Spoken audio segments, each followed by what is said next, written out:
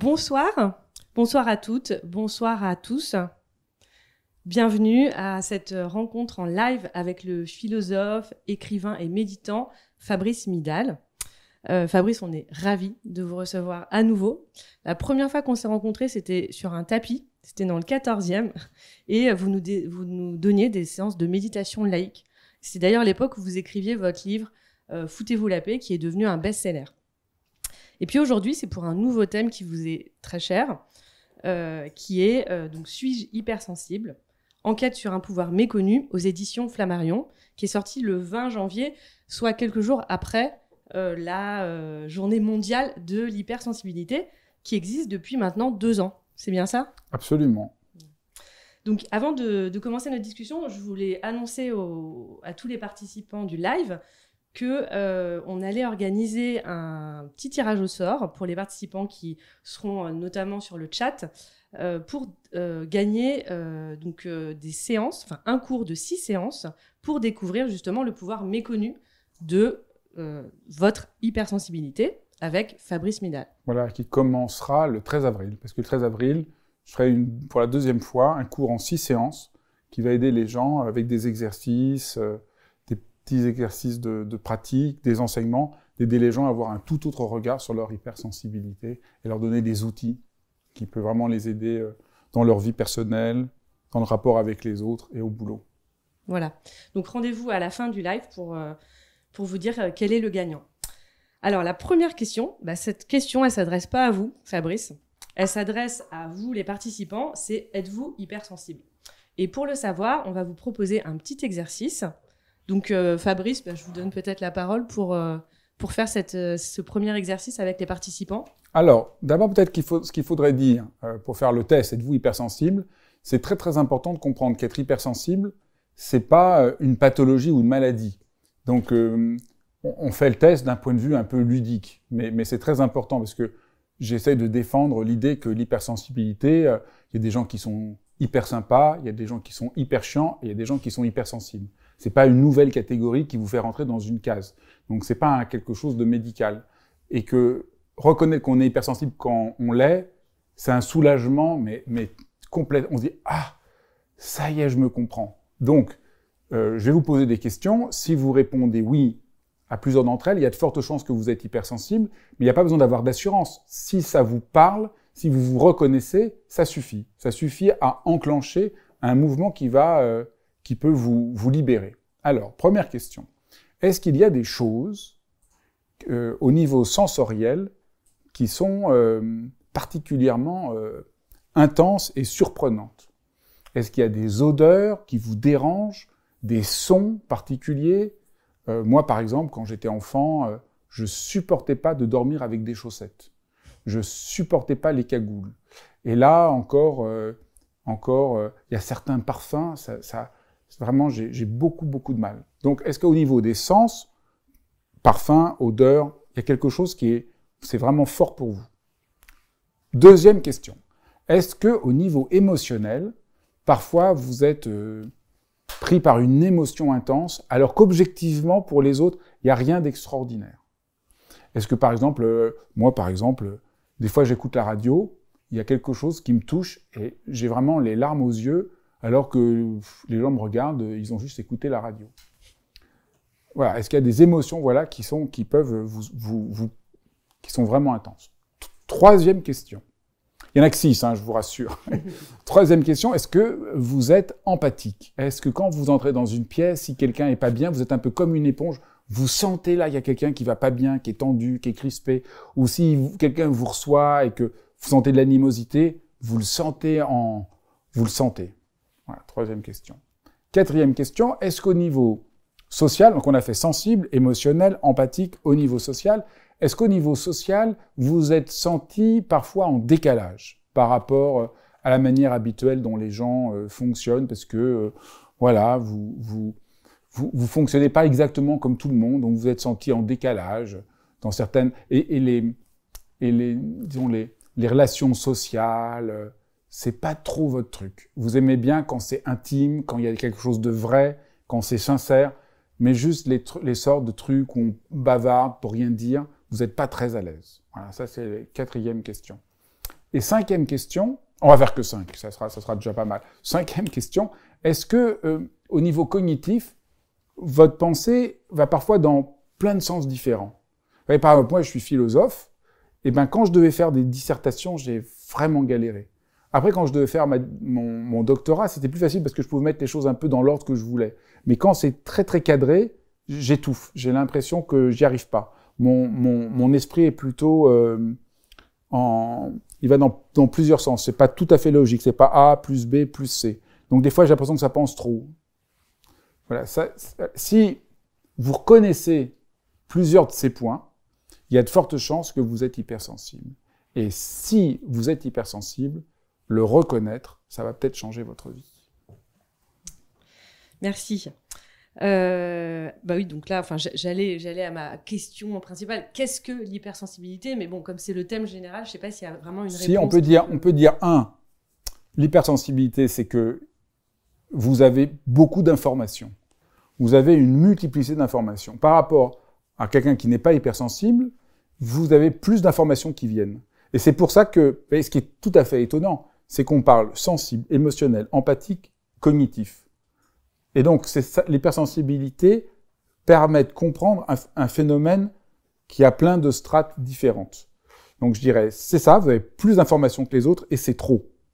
Votre mot, c'est trop de sensations, trop d'émotions, trop de pensées, trop d'envie, trop. Donc voilà.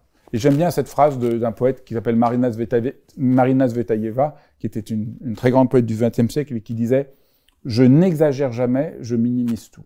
Et je crois que c'est une belle phrase pour un hypersensible. Parce que de l'extérieur, vous dites « Oh là là, il exagère », mais quand vous êtes honnête par rapport à vous, par rapport à ce que vous sentez, vous minimisez tellement pour vous fondre dans le moule, pour pas gêner les gens.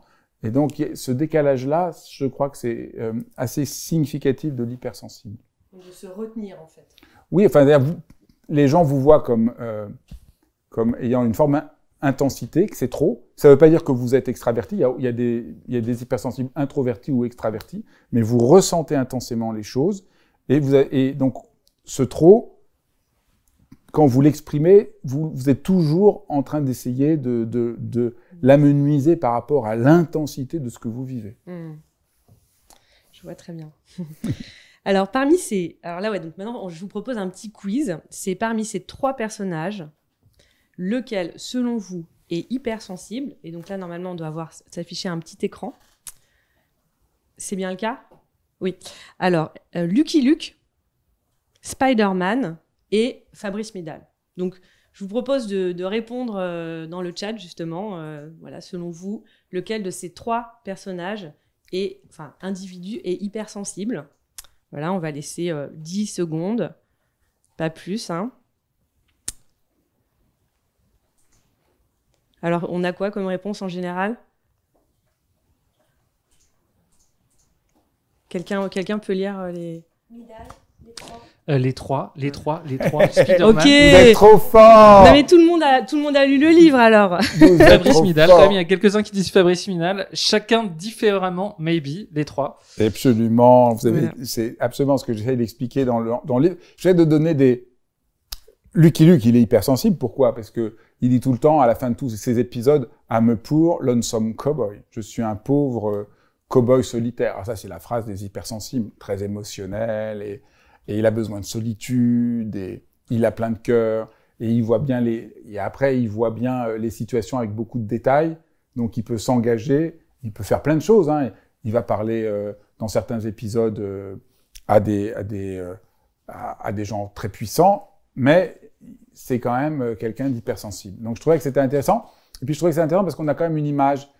Quand j'ai écrit mon livre, j'en avais un peu marre de cette image de l'hypersensible, pauvre petite chose, fragile, ça me cassait les pieds. Donc pendant longtemps, je pensais pas écrire un livre sur le sujet parce que je trouvais que tout ce qu'on en disait, ça me parlait pas du tout.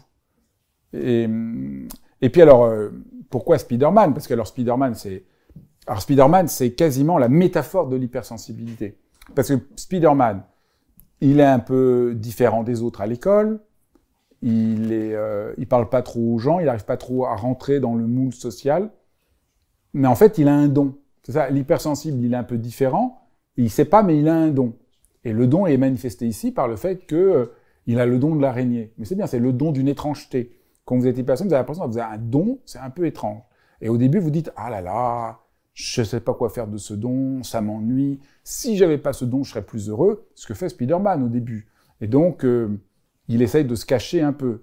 Et c'est uniquement quand son oncle est assassiné et qu'il sent qu'il aurait pu faire quelque chose, qu'il se rend compte, un grand don égale une grande responsabilité. Et qu'il décide au lieu de se plaindre de son don, d'en faire une force. Donc je trouvais que c'était une belle métaphore de ce que chacun d'entre nous, qui sommes hypersensibles, avons à faire pour nous débrouiller avec.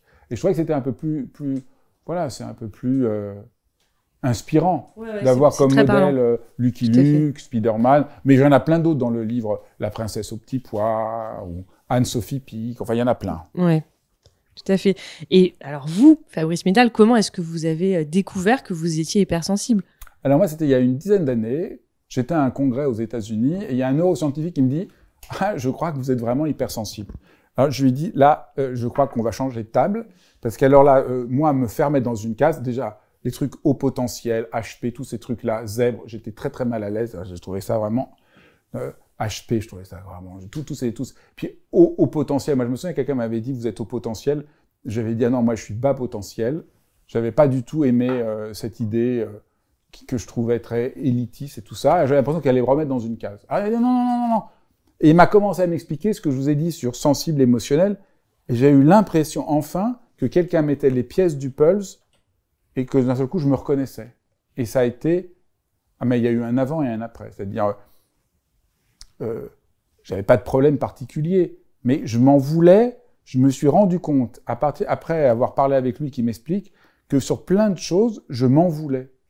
Je m'en voulais de ressentir trop de choses, d'être trop ému. Et c'était tellement intégré que je m'en rendais même pas compte. Et la découverte de l'hypersensibilité, alors ça a été vraiment... une libération. Et puis après, on en parlera après. Ça m'a expliqué aussi pourquoi je me sentais si mal à l'aise avec un des slogans majeurs aujourd'hui de la méditation, du développement personnel et de tout un discours. Il faut se calmer, il faut essayer d'être zen. Pourquoi dès qu'on parle d'être zen, moi, je me tends encore plus. Ça m'a permis de comprendre beaucoup de choses. Puis ça m'a permis de renouer d'une autre manière avec mon passé. Par exemple, j'ai toujours trouvé que mes parents m'avaient pas du tout... j'avais des relations très difficiles avec mes parents, qui, quand j'étais enfant, passaient leur temps à dire « Mais vas-y, monte sur la table, puisque tu le crois sur une scène de théâtre. » Ce que je trouvais toujours assez dur. Et en découvrant que j'étais hypersensible, ça m'a complètement libéré. Je me suis dit « Ah, mais mes parents, ils pouvaient pas savoir. » Le mot hypersensibilité n'existait pas. Donc, ils trouvaient que j'exagérais. C'est normal quand on ne sait pas. Et donc, ça m'a complètement...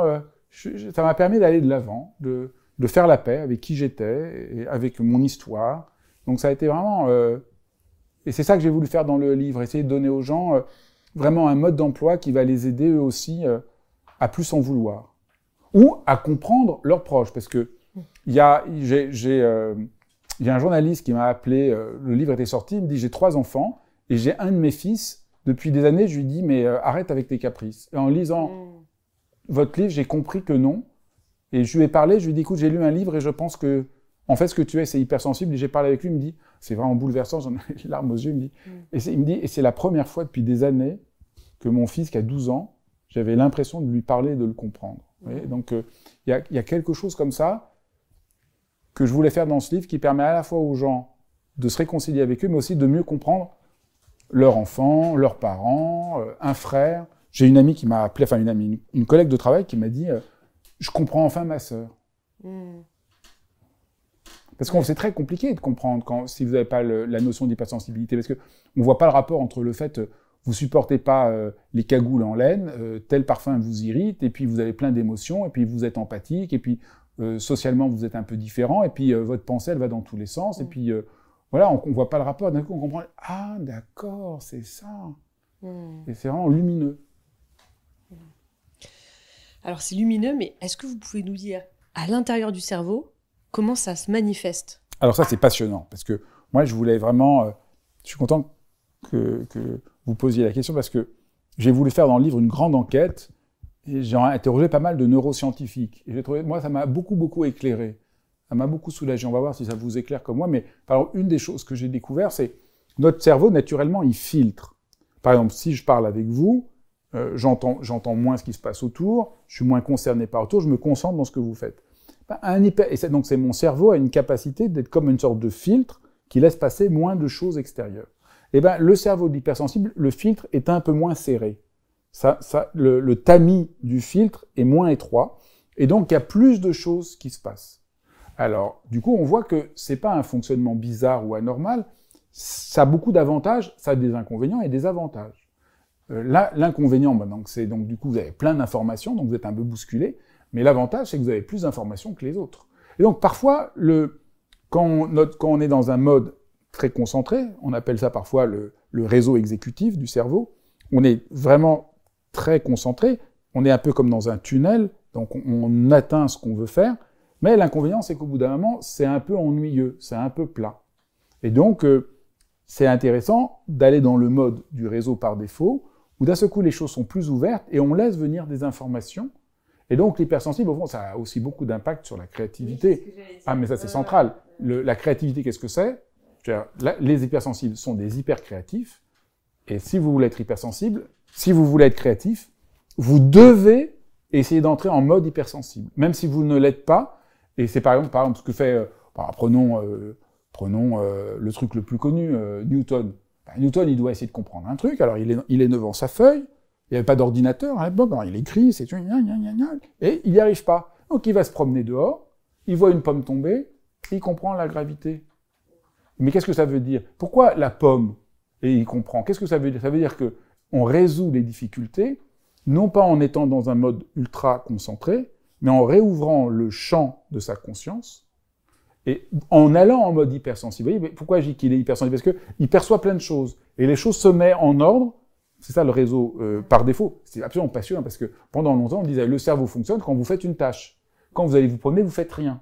Maintenant, on sait que quand on va se promener, ou quand on fait rien, en fait, il se passe plein de choses, et que le cerveau met en rapport des aires différentes du cerveau, et que c'est fondamental pour avancer dans la vie.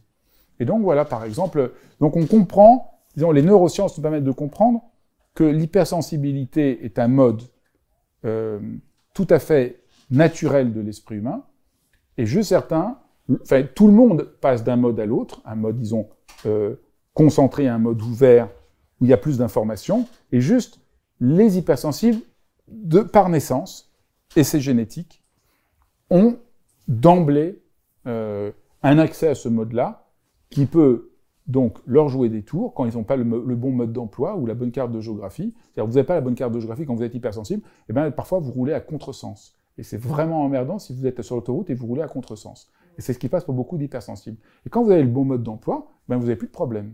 Je crois que c'est beaucoup ça qui se passe et que j'ai compris.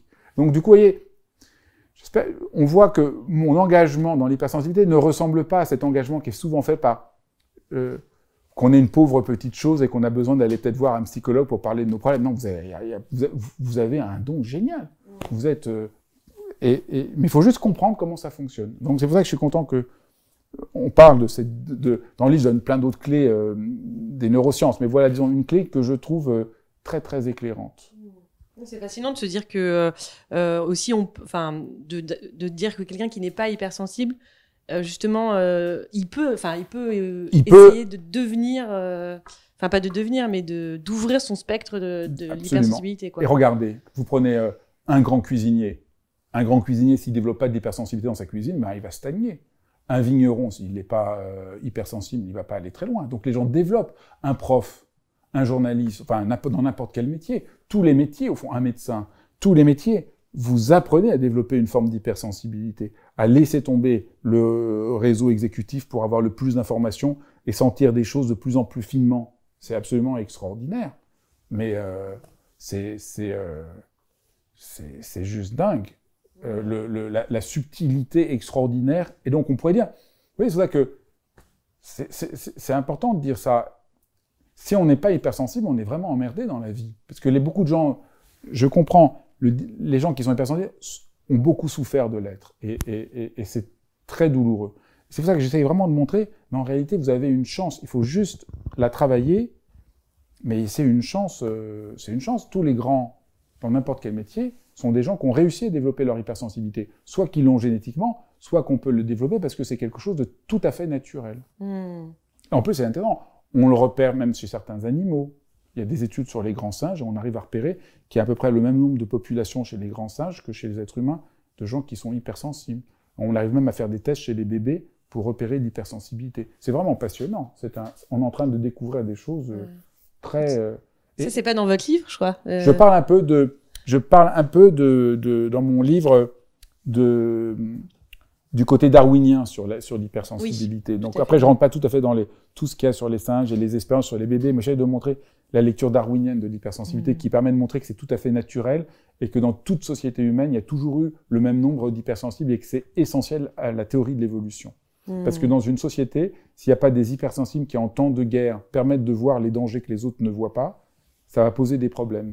Et je pense qu'aujourd'hui, c'est les hypersensibles qui sont le plus fins sur la crise écologique. C'est eux qui sont pris par une telle intensité que ça ne va pas, qu'ils inventent des choses nouvelles. Et en temps de paix, c'est les hypersensibles qui trouvent telle plante va soigner, qui inventent des nouvelles possibilités. C'est bien. Alors, quels sont, là on parlait de bons modes d'emploi, moi ma question c'était quelles sont justement les fausses croyances par rapport à ce que vous évoquiez précédemment, le stress, la normalité Je pense que le vrai problème des hypersensibles, c'est le regard que la société jette sur vous, ou pose sur vous, que vous avez fini par intégrer. Donc beaucoup de gens disent « Ah là là, c'est affreux d'être hypersensible ». Mais en fait, c'est pas affreux d'être hypersensible, mais le regard que nous lance la société nous fait croire qu'on est en faute d'être hypersensible. Donc il faut vraiment déconstruire ce que prétend... Par exemple, notre société prétend que être heureux, c'est n'avoir pas de haut et de bas, d'être toujours efficace. Mais ça, c'est pas vrai. Pourquoi la société prétend ça ? En réalité, une vie humaine, il y a des hauts et des bas. Il n'y a pas d'être humain qui n'a pas vécu des moments difficiles, des ruptures, des échecs, et ça permet d'avancer.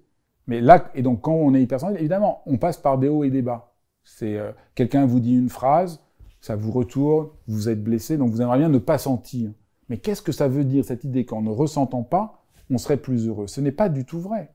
Donc ça c'est voilà, ou l'idée que si on n'avait pas d'émotion, on serait plus rationnel. Ça, c'est un peu un discours qu'on véhicule depuis l'enfance. Par exemple, quand vous êtes enfant, on vous dit il faut pas pleurer. Quand tu regardes ton frère ou ta sœur qui est grande, elle pleure pas. Donc on fait croire dès l'enfance que si on veut grandir et être accepté, faut pas avoir trop d'émotions. Faut pas trop manifester d'émotions. Donc tout ça, on l'intègre quand on est hypersensible, et du coup, on s'en veut terriblement d'être ce que l'on est. Donc ça vaut la peine d'arriver à déconstruire. On a parlé dans mon livre de l'axe, d'essayer de montrer des figures qui donnent confiance, d'essayer d'expliquer par les neurosciences, mais il y a aussi un travail de déconstruire toute cette manière-là de nous culpabiliser. Et puis, dernier axe, c'est l'idée qu'il faudrait se calmer. Alors là, ça c'est vraiment affreux, parce que quand on dit à un hypersensible, mais calme-toi, vous y arriverez jamais. Quand on est hypersensible, on ne sera jamais calme, puisque c'est comme ça. On est fait pour vivre les choses avec intensité. Et moi, j'aime beaucoup dire, au fond, si vous êtes hypersensible, vous êtes hyper vivant. Vous êtes hyper vivant. Mais, parfois, c'est intense. Donc, si vous voulez être calme, vous allez vous en vouloir de vivre ce que vous vivez. Si vous renoncez à l'idée d'être calme ou zen, vous allez faire la paix avec ce que vous ressentez. Par exemple, moi, il y a 15 jours, je parle à un de mes amis, qui est un homme assez âgé, qui va pas bien, et j'entends qu'il y a quelque chose qui va pas. Objectivement, il m'expliquait juste un truc, là, qu'il veut pas manger, sa femme veut le forcer à manger, il a pas faim, mais j'entends que là, il y a un truc qui va pas.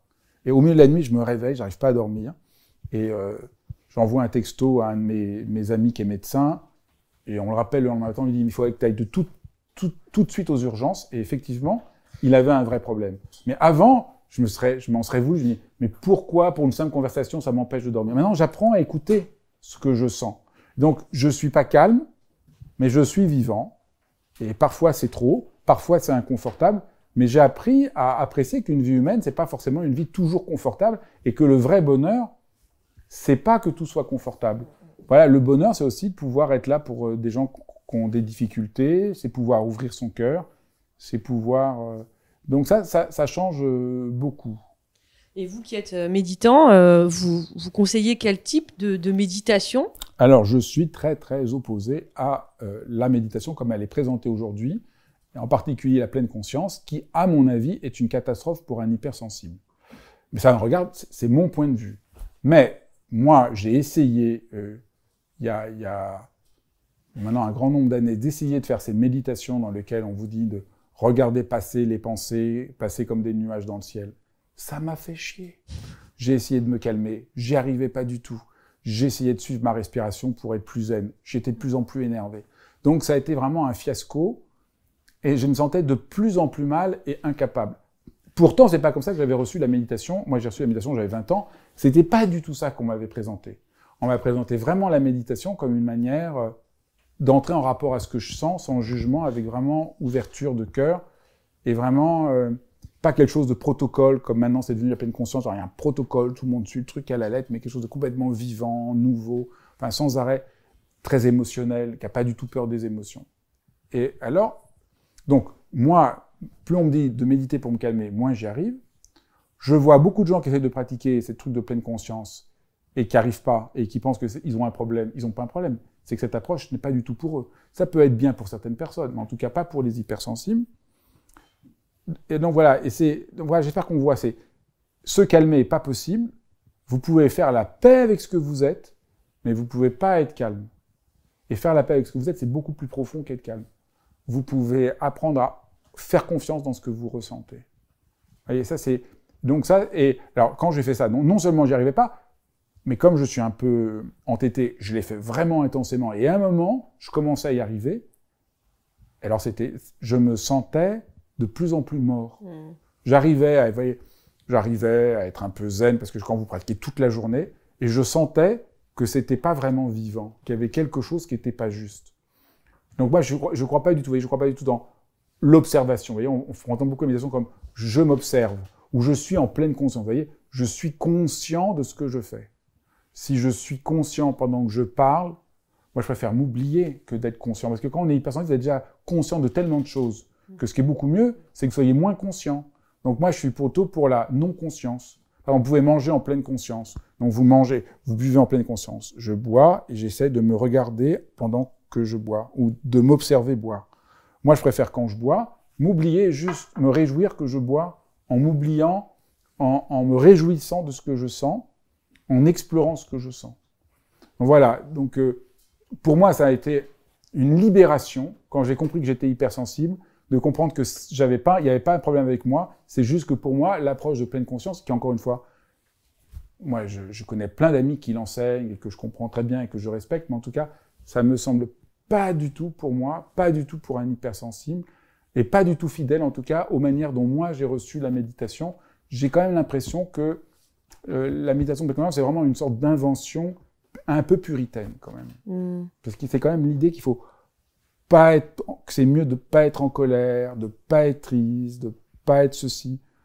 Et peut-être qu'au fond, c'est peut-être pas si grave de vivre des émotions vraiment. En fait, j'ai bien envie de vous demander une petite méditation, mais ce que je me dis, c'est qu'on va peut-être continuer à poser toutes ces questions-là, et si on a le temps, en fin de séance, on fera peut-être une séance de méditation, et on va demander aux participants si ça leur plaît, voilà, comme ça peut être intéressant aussi. Alors, prochaine question. De quoi a besoin un hypersensible, et réciproquement, qu'est-ce qu'il doit fuir?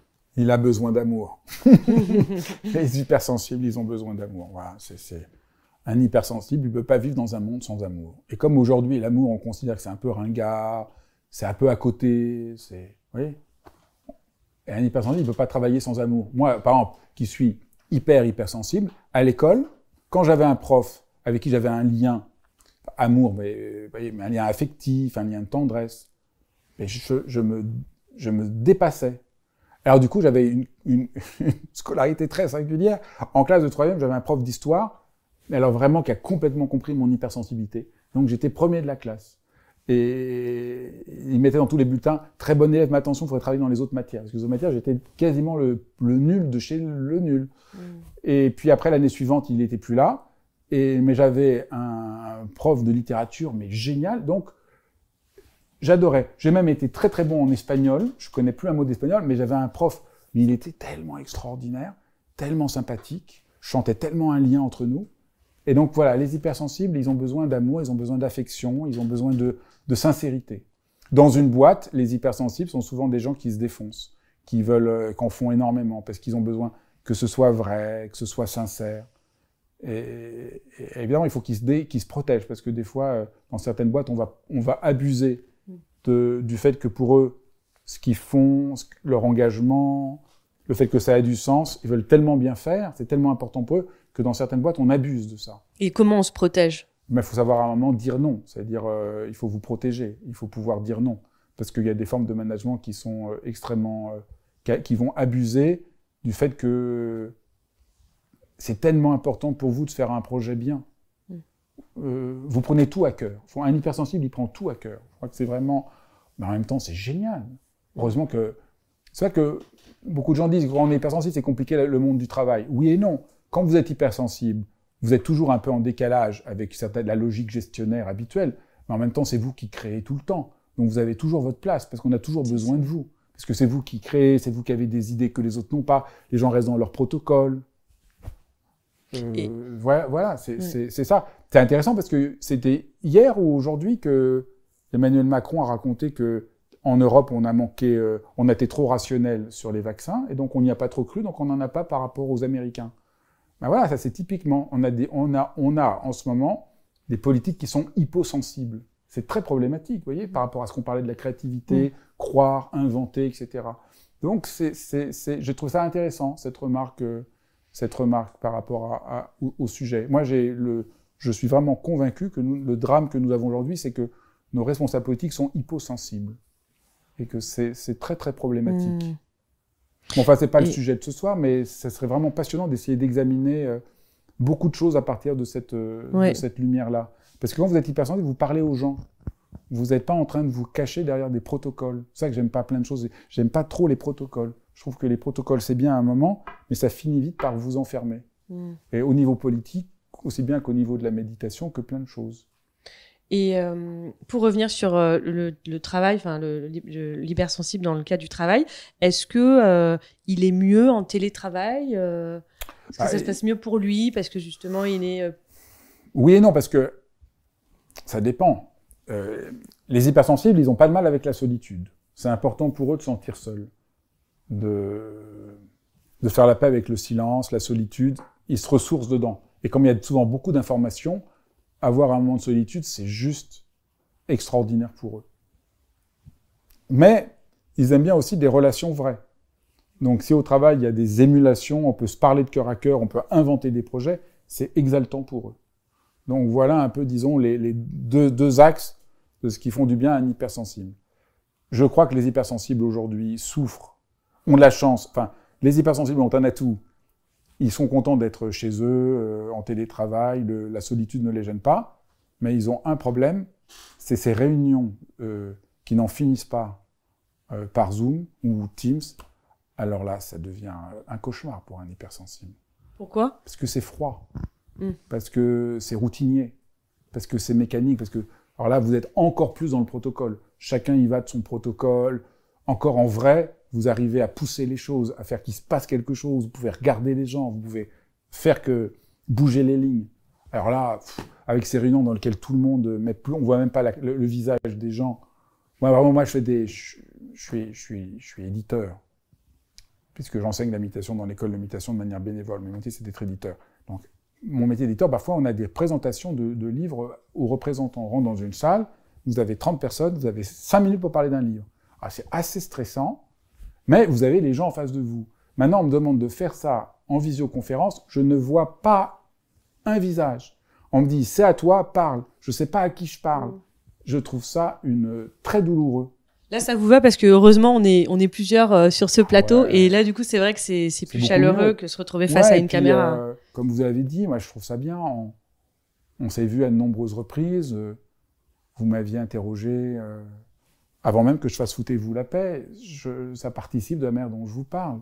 Et donc je trouve que, voilà, disons, je crois à un point fort et un point faible des hypersensibles. Et quand vous le comprenez mieux, parce que voilà, vous êtes hypersensible. Les réunions, ça vous ronge. J'ai pas de baguette magique qui fait que ça va pas vous ronger. Mais si vous comprenez, ah oui, ça me ronge d'autant plus que je suis hypersensible, c'est beaucoup plus facile d'accepter la chose. Parce que sinon vous dites, ah là là, les autres ils ont l'air de supporter et moi je supporte pas, j'ai un problème. Non, vous n'avez pas un problème. Vous êtes super humain. Les hypersensibles, c'est des super humains, donc c'est bien. Donc en fait, quand on est hypersensible, il faut se foutre la paix. Ah ouais. Mais ça, de toute manière, franchement, se torturer, c'est pas une bonne idée. Et pour revenir sur un peu la vie au quotidien, j'ai une amie qui est hypersensible et qui me disait qu'elle avait trop envie de savoir si en amour, un hypersensible plus un hypersensible, c'était bien. C'est un peu comme l'astrologie, quoi. Eh ben, en un sens, oui. Mais paradoxalement, quand vous êtes hypersensible, vous êtes avec un hypersensible, vous n'avez pas la même forme d'hypersensibilité. Donc vous êtes... moi qui vis avec un hypersensible, c'est quand j'ai compris que j'étais hypersensible que j'ai beaucoup mieux compris. Paradoxalement, je ne comprenais pas. Parce que, alors lui, il fait des tas d'histoires pour des trucs qui me semblent sans aucune importance. Je me disais, mais pourquoi il fait tant d'histoires? Parce qu'il n'est pas du tout gêné par moi, ce qui me gêne. Mais alors, il est gêné par des trucs que je trouve vraiment sans aucune importance. Et alors, vous voyez, c'est pour ça que faut pas croire que si vous êtes hypersensible, l'autre qui est hypersensible, ah bah oui, non, pas du tout, parce que c'est pas toujours la même chose. Mais, quand même, il y a quelque chose, quand même, il y a la profondeur affective, c'est beau. Mais je crois que au fond, quand on comprend le mode d'emploi, tout devient merveilleux.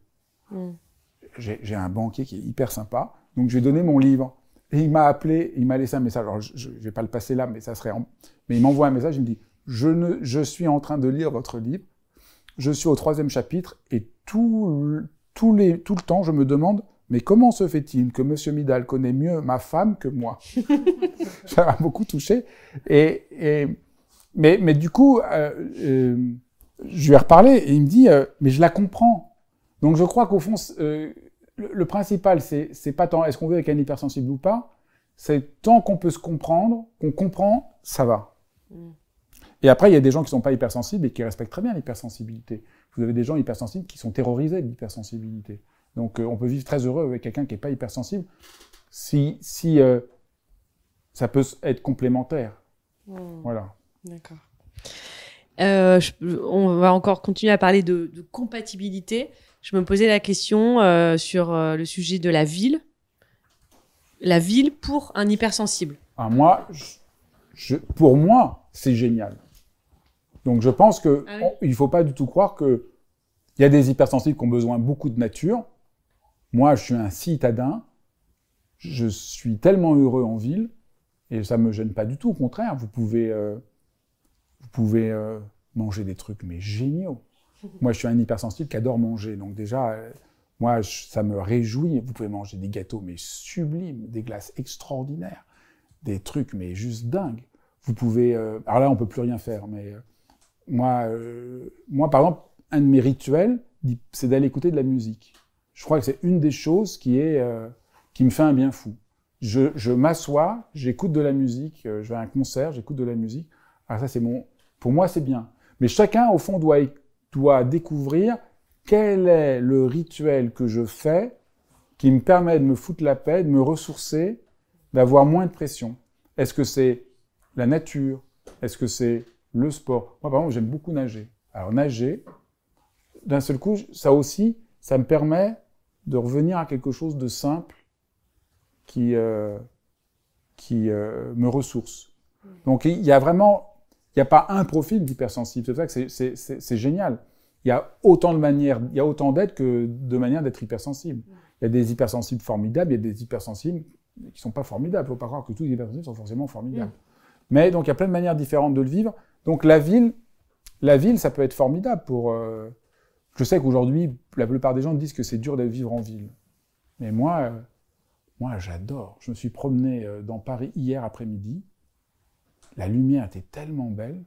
C'était une expérience extatique. La lumière. Je me promène dans Paris, il y a toujours quelque chose de nouveau à regarder. Des façades qu'on n'a pas vues, des sculptures qu'on n'a pas vues, des boutiques qu'on n'a pas vues. Moi, ça me met dans un état de bonheur. C'est ça que je suis content d'être chez vous. Parce que moi, Paris, ça me plaît énormément. Oui, c'est l'effervescence de la ville qui comble l'essence de et puis l'exploration. Et puis, mais après, c'est à chacun. Il y a des gens, ils ont vraiment besoin de la nature, c'est central pour eux. Et je comprends très bien. Il y a plein d'approches différentes. Mais il n'y en a pas qu'une, il n'y a pas qu'une seule... Qu'est-ce qui est le rituel pour vous qui vous ressource? Qu'est-ce qui fait silence, que vous trouvez du silence? Paradoxalement pour moi, en marchant dans Paris, je trouve beaucoup de silence. Je trouve pas que... Vous avez dit effervescence, mais aussi je trouve aussi beaucoup de silence. Vous marchez, il y a un rythme, il y a une lumière. Je trouve ça me touche beaucoup. Vous parlez d'ailleurs dans votre livre, à un moment, du point d'ancrage, en fait, qu'un hypersensible... ce qui peut l'aider, c'est de trouver son point d'ancrage. Oui, parce que quand on est hypersensible, comme on a beaucoup d'informations, on peut être un peu bousculé. Donc c'est important de voir qu'est-ce qui nous aide à nous ancrer, à nous poser. Ça, je crois que c'est vraiment très, très aidant.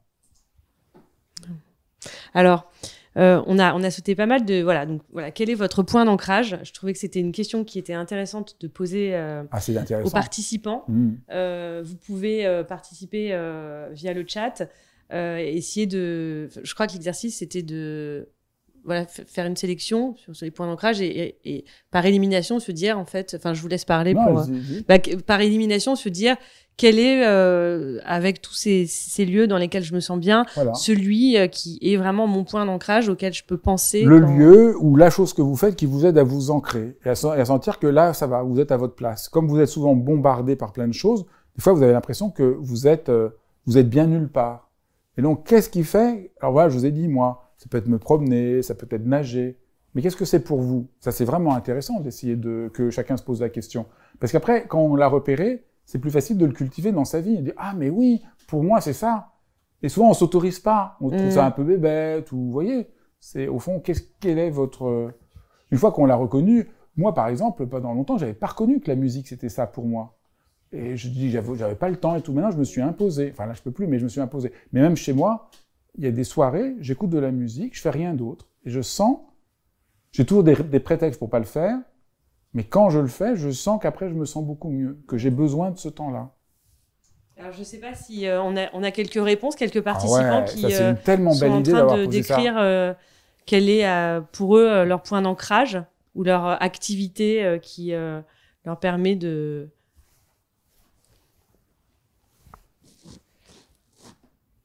Alors, les promenades, aussi la musique, la danse. Ça, c'est pour The Crystals. La danse, c'est très beau. Pour Margot aussi, c'est en dansant, en écoutant de la musique et en marchant en ville. Donc, ça revient pas mal sur ce que vous avez dit tout à l'heure. Chouette. Et Sandra nous dit un bain de soleil. Ah, ça, c'est vrai. Un bain de soleil, ça, c'est très beau parce que, vous voyez, c'est très important. C'est pas juste, on a du plaisir à faire ça.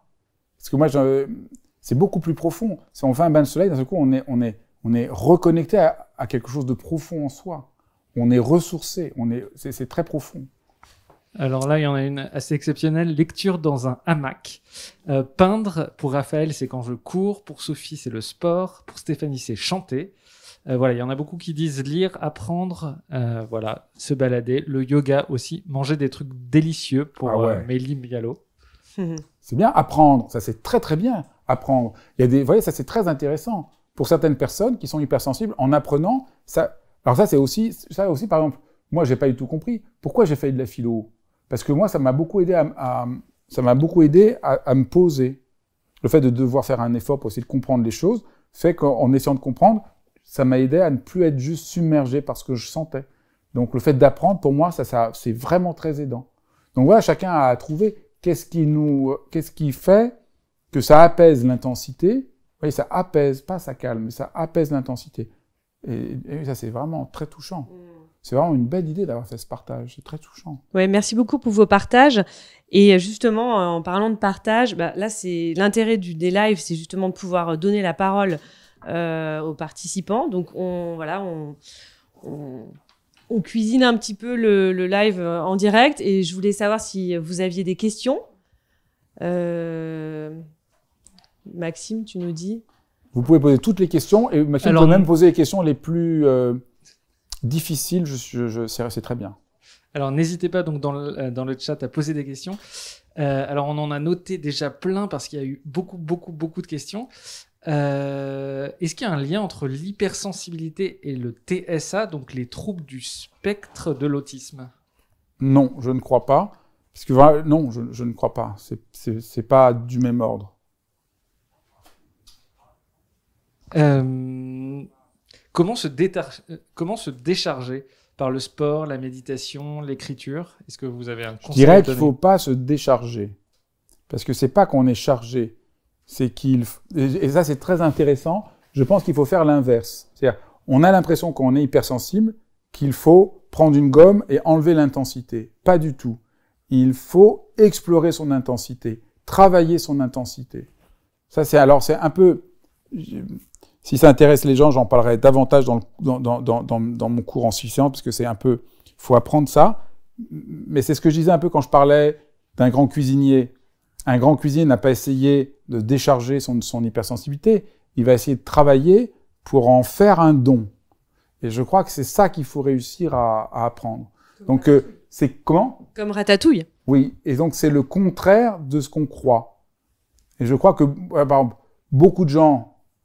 par exemple, l'auteur la plus célèbre sur l'hypersensibilité dans le monde anglo-saxon explique qu'il faut que vous créiez en vous un mur pour vous protéger, un écran pour vous protéger parce que vous êtes hypersensible. Alors là, moi, je crois que c'est pas du tout bien ça. Je crois que c'est pas du tout une bonne idée. Il y a des moments où vous avez besoin de silence pour vous ressourcer, mais vous n'avez pas besoin de mettre un écran pour vous protéger parce que vous n'êtes pas quelqu'un de fragile. Vulnérable, c'est pas fragile. Et moi, je pense qu'au contraire, les hypersensibles, c'est des gens qui font bouger les lignes. C'est des grands créateurs, des grands scientifiques. Ça a été des grands hommes politiques, des grands militants. Donc, je crois qu'il faut juste apprendre à transformer l'intensité, mais pas du tout vouloir sans arrêt la calmer. Alors Fabrice, il y a Béatrice et Mathieu qui nous demandent est-ce que l'hypersensibilité est héréditaire? Et c'est une question qui revient beaucoup dans le chat. Elle n'est pas héréditaire, elle est biologique, mais beaucoup de gens, en effet, c'est pas systématique, mais beaucoup de gens, on le constate, transmettent l'hypersensibilité de manière héréditaire. Et beaucoup de parents découvrent leur hypersensibilité en comprenant que leur enfant l'est. Ils découvrent que leur enfant est hypersensible. Et d'un coup, ils disent « Ah, c'est comme ça que j'étais moi aussi ». Et ils se réconcilient avec eux. Donc, c'est pas un fait scientifique avéré, mais c'est quelque chose qu'on constate que beaucoup d'hypersensibles le sont de parents à enfants. Même si moi, mes parents n'étaient pas du tout hypersensibles. Ce que je regrette un peu. Il y a Julie qui nous demande comment faire accepter son hypersensibilité à son conjoint. Il faut lui faire lire mon livre. Vous lui dites, lisez ça, tu vas comprendre le mode d'emploi de ce que je suis. Et je crois que c'est ça, c'est-à-dire, c'est pas le faire accepter, parce que c'est pas une question d'acceptation, c'est le comprendre, c'est que l'autre comprenne que vous exagérez pas, que vous n'êtes pas bizarre, que vous faites pas de caprice, que c'est comme ça. Et donc, quand il comprend, c'est beaucoup plus facile quand quelqu'un comprend.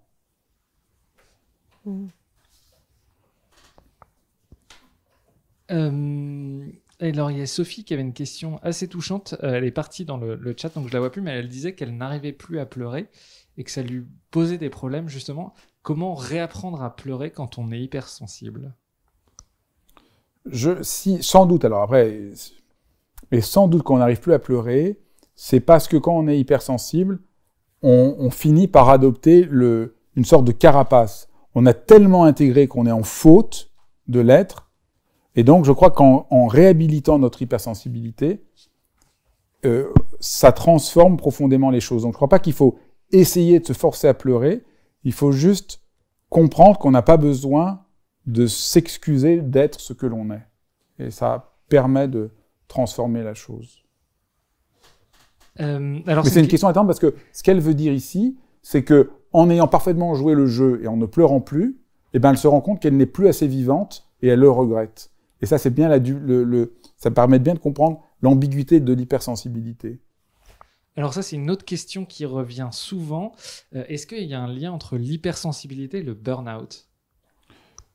Je dirais que qu'est-ce que c'est le burn-out? Alors ça, c'est un sujet sur lequel j'ai beaucoup travaillé, qui est un peu au cœur de Foutez-vous la paix, parce que j'essaie de défendre l'idée que les gens qui font un burn-out sont des gens qui, contrairement à ce qu'on raconte, c'est pas qu'ils n'ont pas assez bien géré leur stress et tout ça, c'est des gens qui veulent trop bien faire. Donc j'essaie beaucoup de montrer la violence de nos sociétés, qui quand quelqu'un fait un burn-out, non seulement au lieu de lui dire « on s'excuse, on a abusé de toi », on leur dit en plus « et c'est de votre faute ». Alors qu'en fait, tous les gens qui font un burn-out, c'est parce qu'ils sont motivés. Les gens qui n'en ont rien à foutre des autres et qui veulent rien faire, ils font pas de burn-out. Donc le burn-out, c'est la maladie des gens qui sont engagés, qui ne veulent pas laisser tomber leurs collègues, qui prennent leurs tâches à cœur. Et effectivement, quand on est hypersensible, on peut avoir tendance à vouloir mettre beaucoup de cœur dans ce qu'on fait. Donc on pourrait penser que beaucoup de gens qui font un burn-out sont des gens qui sont hypersensibles. Mais en tout cas, on pourrait dire aussi, donc ça c'est un élément de réponse. L'autre élément de réponse, c'est que notre société refuse l'hypersensibilité. Notre société est une société qui considère qu'il faut être rationnel, ce qui ne veut rien dire parce qu'on sait aujourd'hui que être rationnel, ça veut dire avoir un rapport à ses émotions. Enfin, on n'a pas le temps de parler de ça en détail ici. Et donc, notre société coupe les gens de leur sensibilité. Et donc ça crée... les études montrent que la première manière d'éviter le burn-out, c'est pas de faire qu'il y ait moins de pression, ce qu'on pourrait croire, mais c'est le manque de reconnaissance. C'est-à-dire, si vous voulez dans une boîte qui ait moins de burn-out, il faut que les gens soient reconnus, qu'on reconnaisse leur travail, qu'on ait un rapport humain à eux. Ça, c'est absolument central. Et vous voyez, donc ça veut dire que le burn-out est une maladie d'une société qui méprise la sensibilité. Parce que ça devrait être naturel dans une boîte, dans une société, de dire aux gens « merci de ce que tu as fait », de reconnaître le travail, l'importance de l'engagement. Et donc, on voit bien que le burn-out est une maladie, pas seulement des gens qui sont hypersensibles, mais d'un manque de sensibilité de notre société tout entière et d'un management qui devient trop brutal.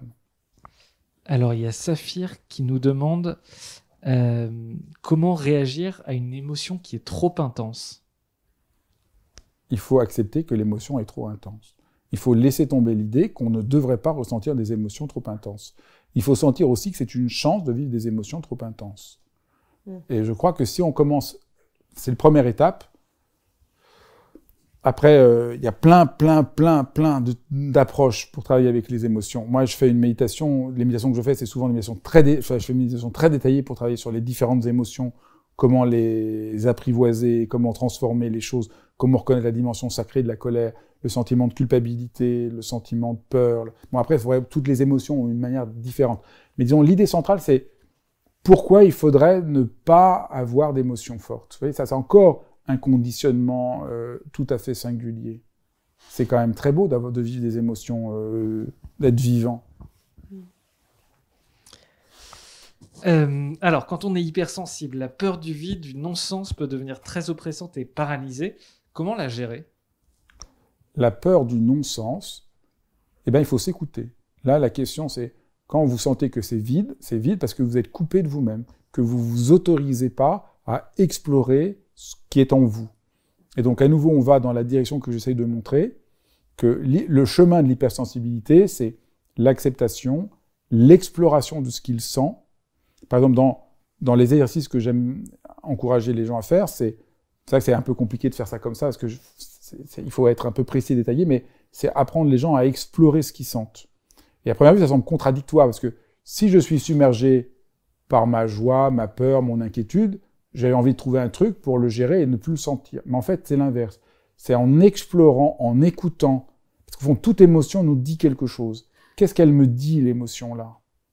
Même une émotion qui semble pas agréable, elle nous dit quelque chose. Et entendre ce qu'elle nous dit, c'est la meilleure manière de la laisser tomber et de passer à autre chose. Nous, on nous apprend à soit refuser l'émotion, soit être submergé par elle. Soit je la rejette, soit je suis submergé. Mais en fait, il y a une autre approche qui est pour l'hypersensible. C'est d'arriver à entendre ce que l'émotion cherche à vous dire comme information pour vous guider dans votre vie. Ouais, comme j'étais réveillé en pleine nuit, mais il y avait une information. On me réveillait en pleine nuit parce que l'émotion me disait « Attention, ton ami est malade et il voit pas ce qui se passe, il faut que tu fasses quelque chose. Et donc souvent je m'énerve, je suis mal à l'aise, ça me dit quelque chose. Et si j'écoute, alors je prends de meilleures décisions, je suis plus juste, je suis plus créatif. Y a Marie qui nous demande, quand on est hypersensible, est-il possible de gérer sa colère ou même ses réactions impulsives, ou est-ce fichu d'avance, car en plus il y a la culpabilité derrière? Non, vous ne pouvez pas faire que vous ne sentez pas la colère, mais vous pouvez apprendre à avoir un rapport complètement sain à la colère. Ça, c'est tout à fait possible. Et ça, c'est ça que j'essaye de montrer, qu'on peut apprendre ça. Donc vous ne pourrez pas faire que vous ne sentez pas la colère, mais vous pouvez faire que vous ne vous mettez pas en colère, que vous en faites quelque chose de beaucoup plus créatif, de beaucoup plus vivant. Alors, je fais une petite pause parce que je ne sais pas si on va encore avoir le temps peut-être après de reprendre des questions. Merci beaucoup Maxime. Je voulais savoir si nous avions une ou un gagnant. Pas encore? Est-ce que nous avons une ou un gagnant? Pas encore? Alors, je vous laisse encore un petit peu de temps. Et moi, en fait, ce que je voulais aussi ajouter, c'est, j'ai vu donc dans votre livre un petit exercice que je trouvais très intéressant et très adapté à notre état de confiné. C'est l'exercice donc de voilà, c'est un exo à emporter qui s'inspire de Chardin. Donc je le lis. Tu es chez toi, désespéré d'être dans ton petit appartement alors que tu as une aspiration à la beauté. Peut-être j'explique avant qu'on le lise. Oui. J'explique avant. C'est Proust qui raconte ça. Proust raconte qu'il y a quelqu'un qui vient le voir et qui lui dit j'étais au Louvre, j'ai vu des intérieurs tellement somptueux, je rentre chez moi, c'est tout petit, ma vie est tellement triste, je suis désespéré. Et là, Proust lui dit tu n'as pas bien regardé. Là, vous pouvez lire l'exercice, on comprend. Il dit là, tu n'as pas bien regardé. Okay, si tu avais regardé un Chardin, tu apprendrais que les choses les plus simples peuvent donner une expérience très profonde. Exactement, voilà. Imite Chardin, l'un des plus grands peintres du XVIIIe siècle, qui réussissait à transformer un couteau, une assiette et deux pêches en une toile d'exception. C'est-à-dire, regarde autour de toi, donc va te promener, soit dans ton appartement, soit dans un parc, ou dans la ville, ramasse une branche de lilas, quelques galets, une pomme de pin, mets-les en scène. Tu sais le faire grâce à ton attention hypersensible aux choses du quotidien. Transforme-les en une fête. Une fleur ramassée au bout du chemin a le pouvoir de te mener à la félicité. Voilà, donc ça, c'est un petit exercice à emporter pour ce week-end ou pour le week-end de Pâques. Ça, c'est très, très important parce que, vous voyez, on va pas oser, peut-être on dit « Oh là là, mais moi, je suis pas capable de faire comme Chardin. » Mais prenez des choses toutes simples que vous trouvez chez vous et faites un arrangement qui vous parle à vous. C'est-à-dire explorer. C'est vraiment, c'est toute la logique de ce qu'on a dit. Je suis content qu'on finisse sur cet exercice parce que au lieu de dire oh là là, il faut que je fasse le vide parce que j'ai trop de choses. Non, explorez et vous foutez la paix. Vous n'avez pas besoin que tout le monde apprécie, mais vous pouvez faire confiance dans ce que vous sentez. Vous allez peut-être aimer telle branche, telle fleur, telle chose, tel caillou. Vous entrez et vous explorez, puis vous voyez comment vous pouvez les mettre ensemble. Et faites votre petit arrangement de 2-3 choses que vous aimez. Je vais le faire ce week-end, c'est sûr. Vous m'enverrez je vous enverrai la photo de... on me souffle quelque chose dans l'oreillette, Maxime? Oui, on me souffle moi-même quelque chose dans l'oreillette. Donc le gagnant, enfin plutôt la grande gagnante, c'est Sophie Teng, donc qui a gagné 6 cours pour apprendre à gérer, de méditation pour apprendre à gérer son hypersensibilité. Si je peux modifier, parce que moi j'aime rien gérer, c'est plutôt un cours en 6 séances qui ont lieu le soir, qui vont commencer le 13 avril. Et donc, c'est 6 séances d'1 heure qui vont vous permettre de rencontrer votre hypersensibilité, de poser toutes les questions que vous avez. Là, il y a eu plein de questions, mais dans le cours, vous pouvez poser toutes vos questions. Il y aura quelques exercices, pas seulement de la méditation, mais plein d'autres exercices. Comment j'entre en rapport à mes émotions, comment je fais avec le chagrin, avec la peur. Et puis, beaucoup d'exercices sur aussi les relations à l'autre. Comment je fais avec la relation à l'autre. Comment je fais quand quelqu'un me dit quelque chose qui me met mal à l'aise. Comment j'ai rapport à mes émotions. Donc, c'est vraiment un cours très détaillé qui vous donne toutes les clés quand vous êtes hypersensible pour pouvoir l'intégrer. Et si vous voulez en savoir plus, sur mon site Fabrice Midal, vous avez toutes les informations pour découvrir le détail du cours et vous inscrire si vous avez envie de vous inscrire. Super. Bon, Sophie, du coup, je vous glisse un message. Il faut que vous contactiez celia.lina@mylittleparis.com pour avoir toutes les infos. Merci. Très bien. Voilà, on arrive à la fin de cette merveilleuse heure en votre compagnie, Fabrice. Merci beaucoup. Donc, je remontre le livre. Voilà, Suis-je hypersensible ? C'était un vrai plaisir. On a fait le tour Non, on n'a pas fait le tour, en fait. Je pense qu'il faut lire le livre. Vous avez découvert des choses, si je peux poser moi à mon tour une question, en lisant le livre. Moi ? Vous êtes reconnu comme hypersensible. Oui, j'avoue. Oui, Et quelque chose que vous avez découvert ? En fait, ce qui m'a beaucoup touché, c'était ce que j'ai préféré dans votre livre, c'est tous les témoignages que vous apportez, à la fois des témoignages sur des personnages tels que Lucky Luke, Spider-Man, Proust, Anne-Sophie Pic, etc., mais aussi sur des personnes de votre entourage, votre tante par exemple, et j'ai trouvé que c'était très touchant. Et après, si j'ai découvert des trucs, oui, j'ai exactement ce que vous avez dit là, c'est-à-dire d'en faire un pouvoir, que c'est un cadeau, et d'arrêter de culpabiliser de ce trop. Donc, j'ai découvert exactement ce que vous avez expliqué, et j'ai beaucoup aimé tout le passage sur comment ça se passe avec le système sympathique, parasympathique, etc. Du cerveau. Voilà. Donc, merci beaucoup pour ce livre. Je vous remercie aussi pour votre participation. Et puis, je vous souhaite à tous et à toutes une très bonne soirée.